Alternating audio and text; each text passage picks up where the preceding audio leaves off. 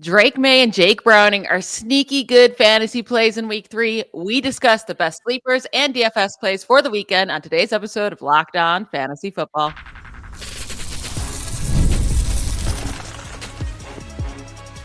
You are Locked On Fantasy, your daily NFL fantasy podcast.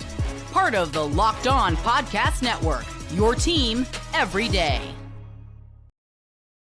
Welcome into the Locked On Fantasy Football podcast. Thank you for making us your first listen every day. I'm one of your co-hosts, Michelle Magdziuk, and when I'm not doing this, I'm a researcher and fantasy analyst with NFL Network. And I'm your other co-host, Vinnie Iyer. When I'm not doing this, I'm writing about NFL fantasy and betting for sportingnews.com. Today's episode is brought to you by FanDuel. Right now, new customers can bet just $5, and if your bet wins, you'll get $300 in bonus bets to use across the app. We will be giving you our FanDuel lineup for week 3 later on in today's show, so make sure to stick around for that. Before we get to that, we're going to go through our sleepers of the week. We're each going to give our favorite sleeper at the quarterback, running back, wide receiver, and tight end position. We'll get to our favorite picks of the week. So we have a lot to discuss today. Let's hop right in. Let's start with our sleepers of the week at the quarterback position. Vinny, who do you got? Yeah, I'm going a little bit deeper. And again, we know that Joe Burrow is going to miss the game at Minnesota. We also know the counterpart, Carson Wentz, will also be a backup quarterback. But look, if you're struggling, and we'll see about Brock Purdy and see if he plays here, Mac Jones is also an available option, straight up backup. Well, I do like Jake Browning this week. Look, he's going to turn over the ball. I also expect Carson Wentz to turn over the ball on the other side. But this should be a high-scoring game. I mean, you have two teams here with too much wide receiver talent on the field. There's just too many people that are going to make big plays in this game. So, again, we also figure the Vikings should put up some points against the Bengals, even with the Wentz. That's going to prompt the Bengals to throw and have high volume for Jake Browning. And look, he gets it done in a weird way. Like, you have to live with the wild nature of his play, but he's a gunslinger. He's going to chuck it up there. He's going to be unafraid. He's going to take off in the red zone and score when needed as well. So he's just a guy that's going to find a way to compile. And this matchup, look, the Vikings are very good at forcing turnovers. They can get some sacks, but they can also give up a lot of big plays. That's what they kind of do. They kind of rely on making more big plays than the other team does and kind of lives on turnovers. So if you can live with the turnovers and you're not dinged too much in your league, then Jake Browning is the deeper cut play for you this week. Yeah, I like it. Now, I like my guy better, though. It's Drake May against the Steelers. Now, Too, Jake Browning's going to be on more waivers, right? So if you're desperate this week. But Drake May could be out there as well. And he gets the Steelers this week. He gets to play at home against them. We saw Justin Fields put up 30 fantasy points against the Steelers in week 1. Week 2 wasn't like a huge fantasy day for Sam Darnold, but nearly 300 passing yards, 2 touchdowns. But he also had those 2 interceptions as well. But the Steelers defense is just suspect all around, right? Like, this was supposed to be a good unit, and it's not. They're getting gashed on the ground. They're allowing a ton of yards per pass attempt this year. And I think particularly their really bad run game makes it very interesting for Drake May, who can get it done on the ground last week, 31 rushing yards and a touchdown on the ground against Miami. And I think it could be even more than that this week. May has had at least 30 rushing yards in more than 50% of his starts, and the Steelers literally just can't stop that. So I expect a couple of touchdowns through the air, probably one on the ground with an additional 40 rushing yards. So I think it's going to be a big day from May this week. Let's move to our running backs. Who do you got as your favorite running back sleeper this week? Yeah, I'm going with a revenge game, and stay tuned. There's going to be another revenge game. Really, the first one was a revenge game because Jake Browning was dismissed by the Vikings. He remembers that in 2021. It was a rude dismissal, and they just dumped him off their roster. So he's going to be motivated there. So is this guy. I think it was rather rude as well because J.K. Dobbins kind of got the Chargers going last year with their backfield. He scored a lot of touchdowns for them. Then they discarded him and Gus Edwards, the 2 former Ravens. That was it. They just used them for 1 year, and then they moved on with Amari and Hampton and Najee Harris. So J.K. Dobbins is looking at the Chargers. Look, you can't expect a big game from the Chargers, but Dobbins has put together solid games, and that's what you're looking for. He's an RB2/flex option in your lineups every week. And right now, the separation is there between him and RJ Harvey. He's a guy that they're going to look to in scoring position. Hey, he's scoring again, much like he did in Los Angeles last year. It's Denver. So I think they're going to have to run the ball, take pressure off things that are going on with Bo Nix. So I just say, yeah, J.K. Dobbins gets in the end zone. He probably gets 16 or so total touches, I'll say, in this game, mostly on the ground, and keeps the Broncos in it. But yeah, Dobbins going to run with extra pep in his step this week, and a good Broncos offensive line as well, especially in run blocking. Yeah, it's nice he's gotten a touchdown in each of the first 2 games. He's clearly the goal line back, and he's holding that lead role over RJ Harvey pretty strong there in Denver. I'm going to go with Tyler Algier as my sleeper running back against the Panthers. It all comes down to game script. I do expect the Falcons to run all over the Panthers, with Bijan Robinson having a massive game, with Algier getting in and getting some carries, probably get some good chunk yards then as well from, quarters 1 through 3. But I am expecting the Falcons to take care of business in this game, which will allow Algier to, be the closer like he was last week when they took care of business against the Vikings. And I mean, in both of the first 2 games, he has a double-digit carries, but last week, 16 carries, 76 yards, and a touchdown. And I could see it going very similar in that way again, where Bijan gets to get some rest late in the game, and Algier kind of just takes over and gets those chunk yards. So I think Algier, if you're in a pinch, is a good start this week. Yeah, I do like it. I mean, he did score last week, putting the game away for the Falcons in Minnesota. So similar things could happen here. They're on the road again in Carolina. So yeah, Algier is an important part of what they do because, again, there's not a lot of people that they trust in this offense other than Bijan Robinson, Kyle Pitts, and Drake London. So really, he's kind of the fourth option when they get into scoring. Now, I'm going for not a revenge game, but a guy that's getting forgotten here a little bit in the mix. He's doing well because of Daniel Jones. He's not lit it up yet, but we had low expectations for him going into the season. It's Michael Pittman Jr. If you remember, he has a pretty good history against the Titans. It's a pretty favorable matchup against their secondary. You got a lot of Tyler Warren, a lot of Michael Pittman, and of course, a ton of Jonathan Taylor out of the backfield. So that's what I said. If it was going to be Daniel Jones, it was going to be the Pittman Warren Taylor show. That's what you've seen for the most part. Now, Pittman is not always a great touchdown scorer. I think he has the potential. He's got the size to do that. But he's had some big games, including his kind of mini breakout game against the Titans earlier in his career. So he does play them well, much like Taylor, like seeing Tennessee on the other side. So Pittman, I think, will be busy. Tyler Warren should draft and draw more attention here, right? I mean, he's got to slow him down. So that's going to eventually open things up for Pittman. And again, I think it's more of a Pittman and Warren game than having him sit back there, Jones, and look downfield to Josh Downs and others. Yeah, I much prefer Pittman to Josh Downs this week as well. Good week 1, bad week 2, but I'm expecting a good week out of him as well. My sleeper wide receiver is Alec Aominer, the rookie for the Titans in the same game, going up against the Colts.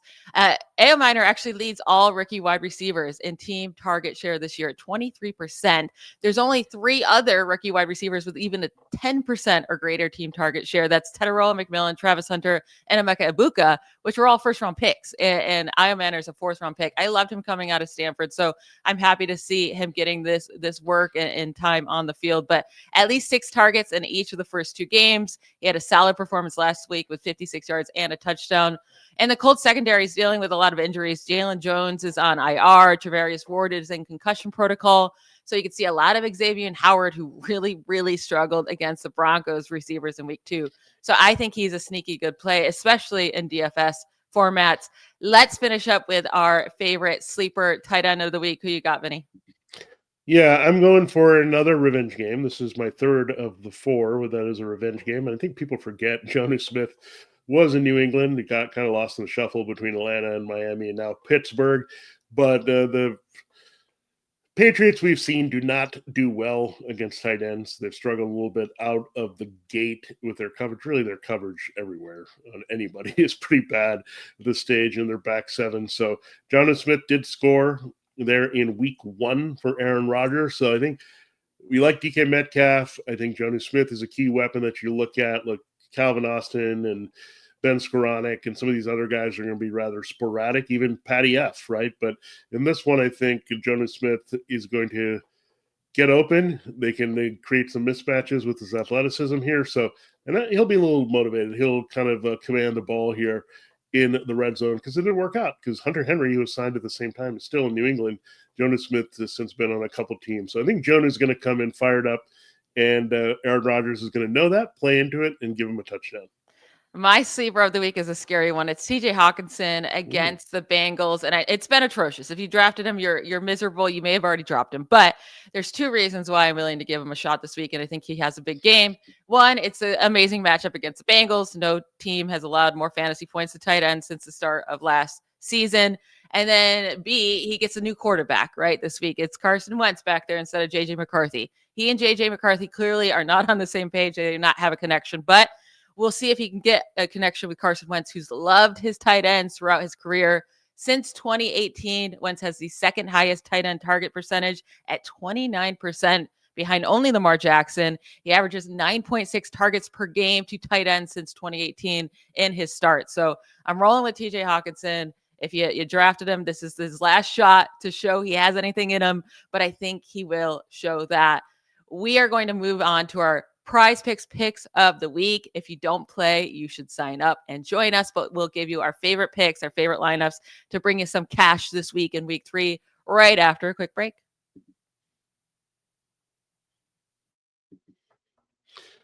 All right, this episode of Locked On Fantasy Football is brought to you by DoorDash. It's almost the weekend. Time to look back and crown this week's MVP. And really, who delivered? It's powered by DoorDash. And just like you can win every Saturday with DoorDash Streaks, saving more time every time you order, this player delivered when it mattered the most. Let's break it down for you. Really, the player of the week right now is James Cook because he had a hefty 132 yards rushing and a couple scores against the Jets. He followed that up with a big Thursday as well with another 108 yards rushing and a touchdown. So back-to-back hundies for James Cook. He's having a breakout season after he got paid. Look, just like this player, James Cook, delivered in a big way for your fantasy teams. The pressure's on. He came through. No hesitation, no delay. DoorDash is going to give you that as well. If you've been watching week after week, James Cook is coming through, and DoorDash will come through for you. And DoorDash delivers your Saturdays. With DoorDash Streaks, you can have every Saturday you order and save money, stack it up all season, and you can save up to $250, including $100 in DoorDash credits. Order this Saturday. Keep the streak alive. Fuel your game day only with DoorDash. Terms apply. Promo period through November 18th. Check it out here. James Cook, he delivered, and so will DoorDash. This episode of Locked On Fantasy Football is also brought to you by FanDuel Sportsbook. The NFL season is into week 3. It's already kicked off with the Dolphins-Bills, and FanDuel is making sure you're ready for kickoff with a can't-miss offer this weekend as well. Right now, new customers can bet just $5, and if your bet wins, you'll get $300 in bonus bets to use across the app. I love using FanDuel. It's fitting you however you like to bet, player props, building same-game parlays, or even jumping in live as the action unfolds and seeing live in-game betting. It's quick, easy, and the best way to add a little bit more energy to your Sunday. So are you ready to play? Download the FanDuel app now by visiting FanDuel.com to get started. That's FanDuel.com to place your first $5 bet and take advantage of that amazing offer. All right, Michelle, here we've come to the PrizePicks picks of the week. And I noticed as we reveal these, we will not reveal the FanDuel lineups until we're live on the air here, but we looked at these early. We really like this Cowboys-Bears game. We like it for fantasy, but we seem to like it for PrizePicks as well. Yeah, I'm expecting a lot of offensive performance out of this game and from both quarterbacks, especially Dak Prescott, who I have as my quarterback 5 in ranks this week. And if I have him that high, that means I expect him to throw at least multiple touchdowns, right? At least 2 touchdowns out there. And that's what he's at on PrizePicks, more than 1.5 passing touchdowns against the Bears. The Bears have allowed a league high 7 passing touchdowns this season, 5 to Jared Goff this last week. They allowed 2 to J.J. McCarthy in week 1. If J.J. McCarthy can throw 2, then Dak Prescott better be able to throw 2 against this defense. Jalen Johnson is out with a groin injury with the Bears, so that should make things easier for CeeDee Lamb and George Pickens. And Dak has, had 2 passing touchdowns this last week against the Giants, and he also averages 2 passing touchdowns per game over the last 5 seasons. It's the second most among quarterbacks behind only Joe Burrow. So I think this is a great probability of hitting this week. Yeah, I do love it. I mean, it should be a high scoring game, and I did want to tap into that as well in this part of our show. So I looked at Caleb Williams. I usually get a rushing number here for the quarterback that I like more. I looked at it, it's pretty high, actually. It's a little bit above 25 here for Caleb Williams. It's high. I mean, for a guy that's not a traditional running quarterback, the Cowboys have ever given that up, and they just gave up a 400-yard passing game to Russell Wilson. So I'm going with Caleb Williams in a combined situation here, just like you have the 1.5 passing TDs. I like more than 266.5 passing plus rushing yards. So that gives me a little bit of leeway either way. If he has a big rushing game, doesn't quite put it up through the air as much, it balances out, right? He's going to make plays. He's going to need to. He's going to have to put it up. He's probably going to scramble. We're hoping the Cowboys play with the lead, so the Bears have to come back, and Caleb Williams just has to be forced to scramble and pass downfield mode for most of the second half. So that's what we're looking for. But I like this number a little bit better. Again, it was a little too high alone for the rushing yards, maybe a little too low for the passing yards. So I'm bringing it all together here. Caleb Williams more than 266.5 passing plus rushing yards against the Cowboys.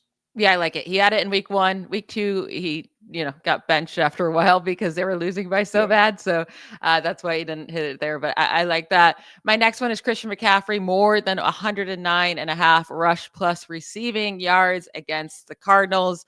No player had more scrimmage touches through the first 2 weeks of the season.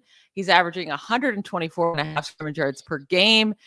In his last 2 matchups against the Cardinals, he had 175 scrimmage yards and 3 touchdowns in both of those games, not combined. In both of those games, he absolutely just destroyed them. He averages 144 scrimmage yards per game in 7 career games against the Cardinals. There's only been 2 times that he hasn't had over 170 yards against them with playing with the 49ers. And both of those games were complete and total blowouts by the 49ers. And he only had 13 and 14 touches there. And one of those games, he had 106 total yards. So it was very close to it. I don't expect this game to be a blowout for the 49ers. I expect it to be close. So I think Christian McCaffrey gets a ton of touches and hits this number and probably has like over 140, to be completely honest. So I think this 109.5 is very kind to him.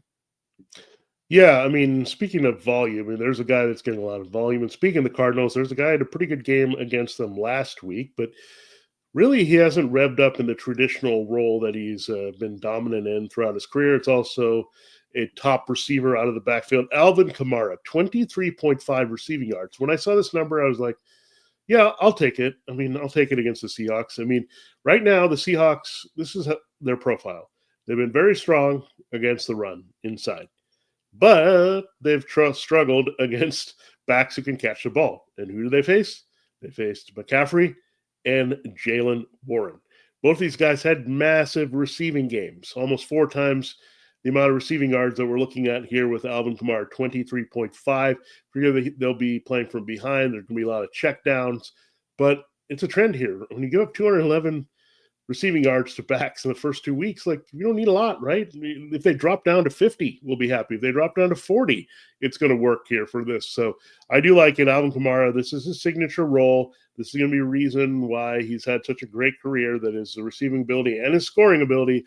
So this is it. I do like it, 23.5. It was lower than I expected. I had to go after it. My last one is going to be Nico Collins, more than 69.5. And just in the same way Alvin Kamara hasn't been, hitting those numbers, Nico Collins hasn't even come close to hitting this number in either his first 2 games. But I think this is his first blow-up game of the season. And I'm expecting over 100 receiving yards from Collins. Like, if he doesn't do this, then maybe he was drafted too high this year, right? I really, really liked him, ranked him high on the season. I haven't ranked super high this week at wide receiver 3, but the Jaguars, who he's facing, have allowed the 3rd most receiving yards to wide receivers since the start of last season. Jamar Chase had 165 receiving yards against them last week, and that was mostly with Jake Browning. Teteroa McMillan, in his first ever NFL game, put up 68 receiving yards against the Jaguars in week 1. So I think Nico Collins should get this done, even with this offense struggling. He's still getting the targets, right? So he just needs to get the targets again, and he'll hit this. Last year, with the offense struggling too, last season, he easily dominated against the Jaguars with 151 yards in one game, 119 in the other. So take that Nico Collins, more than 69.5 receiving yards. Yeah, I like it. I mean, Nico Collins needs to be a bigger part of what they do. The Jaguars still pretty vulnerable on the back end, so good one there. I also have a receiving one for you to close out my prize picks. This is that same matchup where we love the Falcons. So really, I guess we like the Cowboys-Bears game and the Falcons versus the Panthers. Maybe a little Panthers versus the Falcons coming up later. But the team that struggles the most against the tight end, we circle that team each year. It is the Carolina Panthers. Look, and they haven't played necessarily world beaters at this position either. So the Panthers are are in trouble here with this coverage and tight end. So Kyle Pitts draws them. He had a 70-yard receiving game against them last year. He's a very busy part of what they're trying to do offensively now with Michael Penix Jr. They just have no one to cover him, and the number is low enough where I get a little bit of cushion. 41.5 is the receiving yards that we're looking for more with Kyle Pitts. So I think he'll hit that. He'll be involved here as well as their backs. It'll be a lot of running, a lot of intermediate to short passing in this game. As Michael Penix, look, they just want to get out of here with a win. They don't want to mess with the Panthers too much. They have a chance to get above 500 at 2-1. So the game script should call for keeping it simple and getting out of there. That means running and throwing to the tight end. Yeah, Kyle Pitts was in consideration for my sleeper of the week at tight end. If it wasn't for TJ Hockenson getting Carson Wentz, he would have been there in this matchup. So I like that call by you. We are going to finish up today's show by revealing our FanDuel lineups. Now, we do not know each other's lineups, so we'll be surprised and we'll see who can pull out the better roster at the end of the weekend. We'll get to that right after a quick break.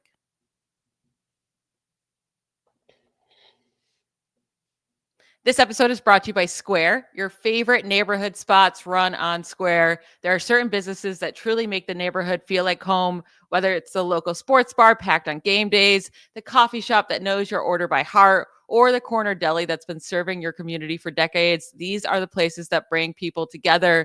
When neighborhood businesses thrive, the whole neighborhood thrives. There's a sports bar in my neighborhood that comes alive every night during the Houston Astros games or on Sundays when the Houston Texans play. The energy is incredible, and it feels like the entire town is there cheering on their city.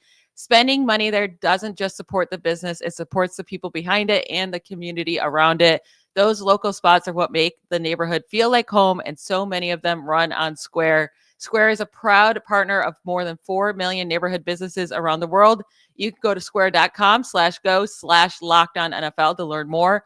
But before you do, go support your favorite neighborhood spot. You'll be happy you did. Again, that's square.com/go/LockedOnNFL. Square, see you in the neighborhood. All right, it's time to get to our FanDuel lineups, and we'll reveal it position by position. Again, Vinny and I do not know who each other chose, so we might have some similarities here. Vinny, who did you take at quarterback? Yeah, I've foreshadowed this game quite a bit. It is Caleb Williams. I'm going to go with him. If I like him with the price picks, I'm going to like him here on FanDuel. I like the price of 7,100. I could see him easily tripling that. We know what that is. It's 21-3 is what we're looking for his scoring this week, and again 3x return. So I really like that with Caleb Williams. He was the easy price choice here, and I took him because he was again cheaper than Dak Prescott. Yeah, I actually went with Dak Prescott. So I'm going with him. He was the same price as Drake Maye. So I thought I was going to go with Drake Maye, that he was going to be cheaper. He was not. So I'm going to go with Dak Prescott, who I've ranked super high. I like the Caleb Williams pick. I just trust Dak and his weapons more. So that's why I'm going that way. At my running backs, I have Ja'Cory, or Bill. I like calling him Bill better. Krosky, Merritt, and Ramondre Stevenson. With Austin Eckler out, I'm expecting Bill to get a huge workload, right? And he looked really good week 1. Week 2 was a super tough matchup and a terrible game script against the Packers. So I'm kind of throwing out that game. Excited to see what he can do against the Raiders this week. And with Ramondre Stevenson, it's not just me, chasing his points against the Dolphins. It's that he gets to face the Steelers. And the team's not trusting Travion Henderson out there with his pass protection issues. So Stevenson should still get the work, and the Steelers cannot stop the run to save their life. So I'm going with those two. They're both on the cheaper end, so I got to save some money there. All right. Those are some solid picks. I am getting a piece of the Cowboys offense. I'm going with the red-hot Javonte Williams. I'm going Williams and Williams here in this particular game. He's just too cheap at 7,200. He's been smashing it. The Bears gave up big games combined to Jahmyr Gibbs and David Montgomery last week, and Aaron Jones and Jordan Mason were pretty good in week 1 as well. So Javonte Williams is getting the bulk of the key touches for the Cowboys, so I love this. And I'm going with the leading rusher in the NFL, my number 1 player that I like this week at running back. It's Jonathan Taylor, who's expensive, but he kills the Titans when he's right and running well, and that's exactly what he's doing with the Colts playing well. So they're playing with a little extra pep. So I'm going Williams-Taylor to go with Williams so far in my lineup. Now, my 3 wide receivers, I did pay up for all of them, and I was able to because my running backs are cheaper, and Dak Prescott's on the cheaper end as well for what we think he's going to do. I went with Nico Collins, who I talked about, who I think is going to have a massive game against the Jaguars. Went with CeeDee Lamb to have that stack with Dak Prescott. The Bears defense, that we talked about, stinks. I think Dak and CeeDee Lamb will have a big game connecting together. And then I'm going to go with Garrett Wilson because with Tyrod Taylor, I actually feel better with that than Justin Fields at the moment. The Buccaneers defense has been relatively solid so far this year, but I still don't think their secondary is like shut down or anything like that. So Garrett Wilson should get a bunch of targets, and I want to see what he can do with Taylor as his quarterback. Yeah, I like those 3. So obviously I went a little bit more expensive at running back. So I'm going a little bit cheaper at wide receiver. I'm also creating a stack with Rome Odunze. We talked about him a lot early in the week that we like his matchup against the Cowboys. The Cowboys will see about Deron Bland. He's been banged up. He missed last week. See if he can go in this particular game. And then you have just good matchup all around. Odunze has been the go-to guy scoring in the first couple of games. He should score one more time and go from there. My next guy is a high draft pick from this year, first rounder.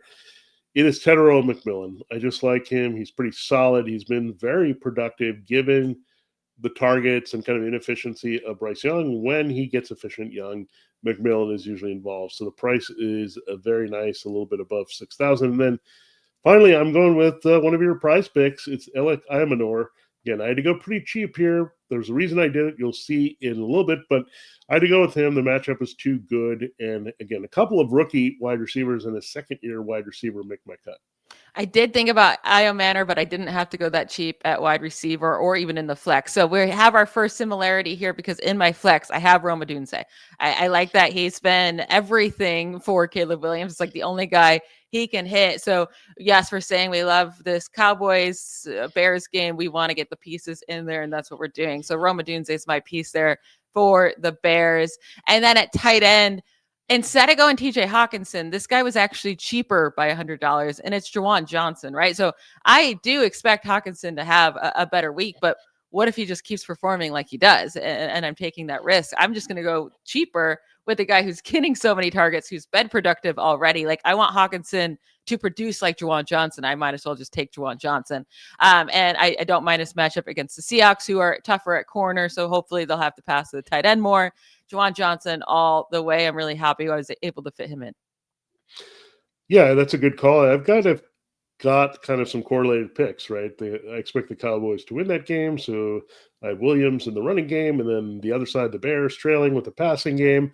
Then I have the Colts running game and the Titans passing game. So expecting some kind of scripts in that one. Well, one script we are counting on, and Tyler Algeier pick also did it, was the Falcons playing with the lead. So I'll start with my tight end. I've got Kyle Pitts. I like him a lot in this matchup. It's just too good of a price, 5,400. I'm going to put him in there and hope for the best. He could have a big game against the Panthers. Now I'm really flexing. This is the ultimate flex. I didn't expect to do this. I actually still have some money on the board, but I still could get this guy, and I could really feel good about flexing. It's Bijan Robinson. So I got Robinson and Taylor in my lineup this week. I'm very excited about that.